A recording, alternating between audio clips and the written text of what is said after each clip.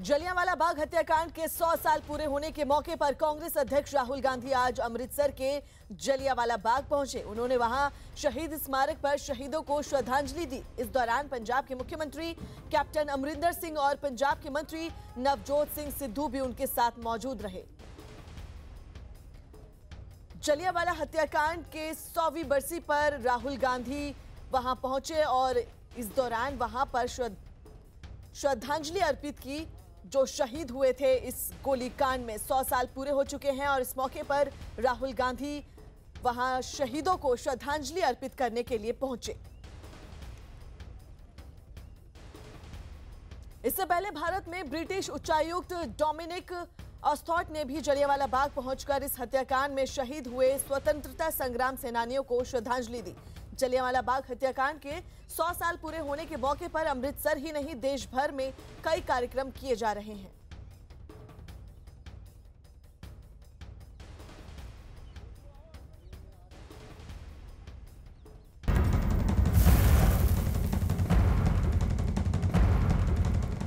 और सियासत के सबसे बड़े दंगल में एक बड़ी खबर है इस वक्त की। मायावती ने सीधे उत्तर प्रदेश के मुख्यमंत्री योगी आदित्यनाथ पर हमला किया है। उन्होंने जनता को आगाह भी किया है कि जो अली और बजरंग बली के बीच बंटवारा करके सियासत कर रहे हैं, ऐसे लोगों से जनता को बचकर रहने की जरूरत है।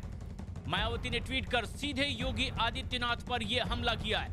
उन्होंने कहा है कि रामनवमी के मौके पर राम के आदर्शों पर आगे चलने की बजाय कुछ लोग हैं जो कि लड़ाई का रास्ता अख्तियार कर रहे हैं। रामनवमी की देश प्रदेश वासियों को बधाई और शुभकामनाएं ट्वीट करके मायावती ने दी। उन्होंने लिखा, उनके जीवन में सुख और शांति की कुदरत से वो प्रार्थना करती हैं। ट्वीट करते हुए मायावती ने आगे लिखा है, ऐसे समय में जब लोग श्री राम के आदर्शों का स्मरण कर रहे हैं, ऐसे वक्त में तब चुनावी स्वार्थ के लिए बजरंग बली और अली का विवाद और टकराव पैदा करके सत्ताधारी ताकतों से सावधान रहने की जरूरत है।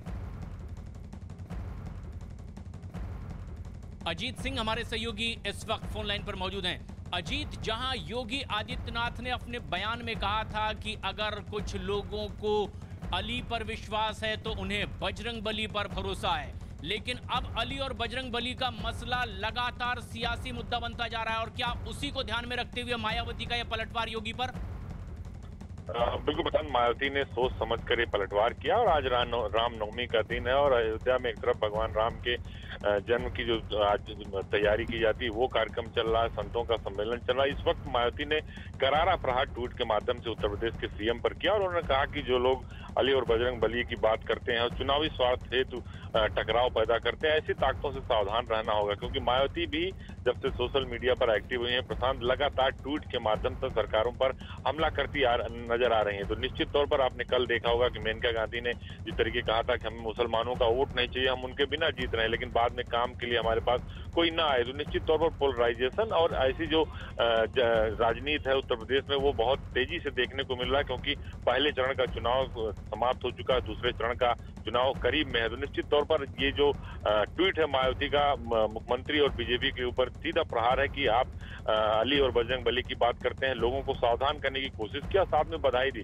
तो निश्चित तौर पर अभी भी ये ट्वीट का जो वार है ये जारी रहेगा प्रशांत, और ऐसे ट्वीट और आगे भी देखने को मिलेंगे, क्योंकि लगातार एक दूसरे के ऊपर ट्वीट करके और मंचों से प्रहार किया जा रहा है प्रशांत। ये एक दूसरे पर आरोप प्रत्यारोप और हमले का सिलसिला शुरू हो चुका है। अली बजरंग बली की सियासत गर्माती नजर आ रही है, लेकिन क्या ऐसे में ये बेहद खास है अजीत कि जब चुनाव का पहला चरण खत्म हो चुका है, अगले दूसरे चरण के लिए प्रचार लगातार जारी है, क्या पोलराइजेशन की कोशिश इस तरह के बयानों का माना जाए? बिल्कुल आपने ठीक बात कही कि ऐसे बयानों को साफ तौर पर यह दर्शाता है कि ये पोलराइजेशन है। एक तरफ वो इसकी बात करते हैं सीएम योगी कि हमें अली नहीं बजरंग बली चाहिए, दूसरी तरफ मेनका गांधी कहती हैं कि हमें आपके वोट के बगैर मैं जीत रही हूं। तो निश्चित तौर पर यही बताने की कोशिश दोनों तरफ से की जा रही कि हिंदू उनका है और मुसलमान हमारा है। तो निश्चित तौर पर ये जो टकराव की राजनीति है, पोलराइजेशन किया जा रहा है दोनों समुदायों को बांट कर कि एक हमारे साथ खड़ा हो जाए, दूसरा दूसरे के साथ खड़ा हो जाए। निश्चित तौर पर यही कोशिश है दोनों तरफ से प्रशांत। शुक्रिया अजीत। तो ये एक अहम मसला भी है कि अब किस तरह से सियासत गर्माती जा रही है, लेकिन सिर्फ मायावती और योगी आदित्यनाथ के बीच ही इस तरह के वार पलटवार नहीं हो रहे, बल्कि रामपुर में आजम खान ने भी एक बड़ा बयान दिया है और उन्होंने कहा है कि इस बार चुनाव में अली और बजरंग बली मिल करके दुश्मनों को मात देने जा रहे हैं। अली और बजरंग में झगड़ा मत कराओ, मत कराओ। मैं तो एक नाम दिए देता हूं, बजरंग अली। हम अली और बजरंग एक है। बजरंग अली तोड़ दो दुश्मन की नली। बजरंग अली ले लो तालीमों की बलि, ले लो बलि। बजरंग अली, बजरंग अली, बजरंग अली। तो आजम खान और मायावती अली और बजरंग बली पर यह बयान दे रहे हैं, लेकिन इसकी शुरुआत किस तरह से? योगी आदित्यनाथ ने एक सभा में कहा कि अगर एसपी बीएसपी को अली पर भरोसा है तो उन्हें बजरंग बली पर पूरा भरोसा है। कांग्रेस को अली पर, सपा बसपा को अली पर विश्वास है, हमें भी बजरंग बली पर विश्वास है।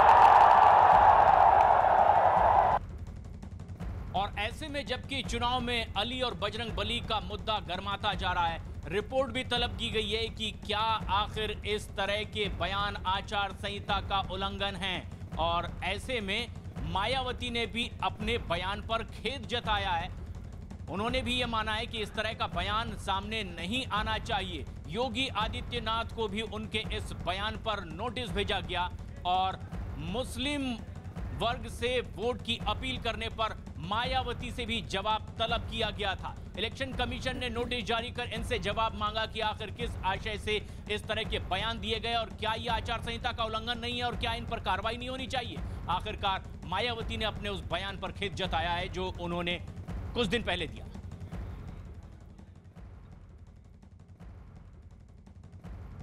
सुल्तानपुर सीट से बीजेपी प्रत्याशी मेनका गांधी ने मुस्लिमों पर दिए अपने बयान पर सफाई दी है। मेनका गांधी ने अपनी सफाई में कहा कि उनके बयान को काट छांट कर पेश किया गया। अगर आप पूरा स्पीच देख लेना तो आप देखेंगे कि प्यार भरा था। कल के आपके बयान के बाद मुस्लिम लोग काफी विरोध कर रहे हैं इसका। वो इसलिए विरोध करें क्योंकि आप लोगों ने ऐसे आधा निकाल करके आपने एक पतंगड़ बना दिया जब है ही नहीं।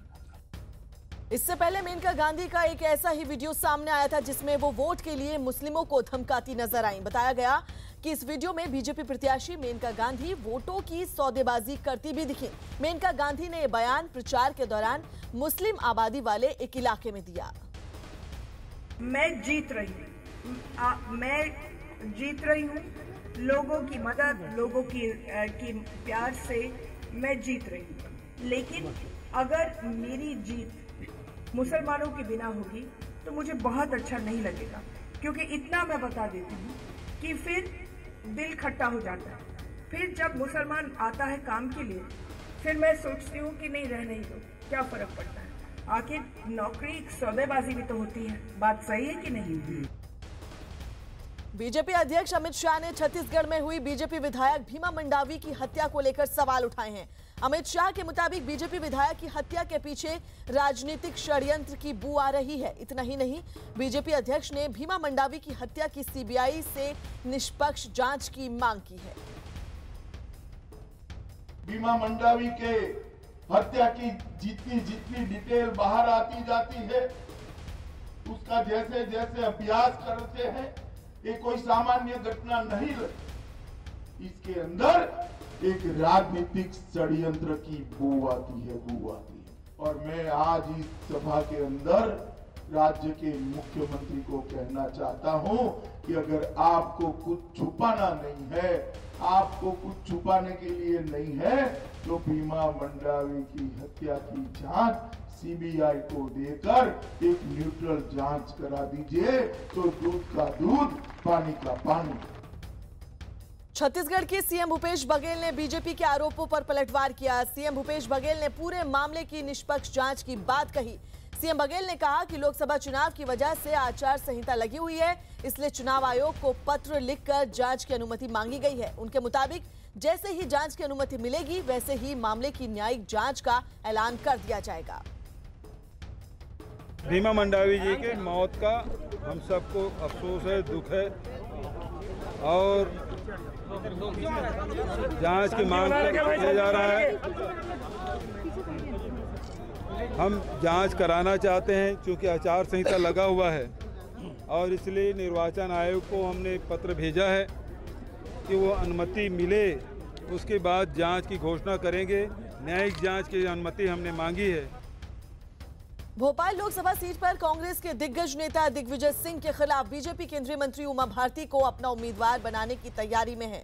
हालांकि कुछ महीने पहले उमा भारती ने लोकसभा चुनाव लड़ने से इनकार कर दिया था। इसके बावजूद राजनीतिक गलियारों में उनके भोपाल लोकसभा सीट से चुनाव लड़ने की चर्चा जोरों पर है, जिनका राज्य के बीजेपी नेताओं ने भोपाल में स्वागत करने का दावा किया।